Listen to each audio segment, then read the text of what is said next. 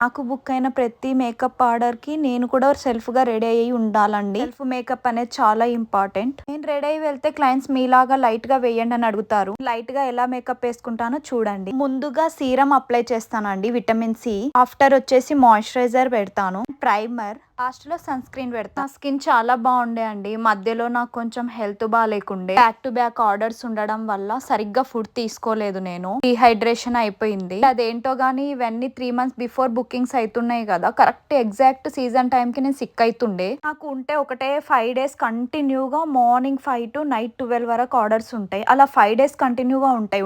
కొన్నిసార్లు మంత్ మొత్తం ఉంటది. అలా ఉన్నప్పుడు స్లీప్ లేక నేనైతే ఎంత సఫర్ అయ్యేదాన్నంటే.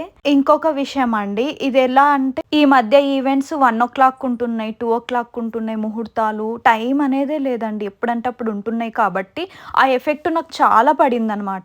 ఈ రోజు నేను 1కి లేచానంటే నెక్స్ట్ డే కరెక్ట్ అదే టైంకి లేస్తాను. అసలు ఏ పని లేకున్నా కూడా ఆ టైంకి లేసే అలవాటు ఉంటుంది అనమాట నాకు. నేను హాస్పిటల్కి వెళ్ళడం, సెలైన్స్ ఎక్కించుకొని రావడం, మార్నింగ్ 3 అవర్స్ సెలైన్స్ ఎక్కేవి, మళ్ళీ ఈవినింగ్ ఆర్డర్కి వచ్చేది. అలా అన్ని కవర్ చేసేది. ఒక్క రోజు కూడా అసలు నేను వెళ్ళను అనే మాట లేకుండా వెళ్ళి చేసుకున్నానండి ఆర్డర్స్.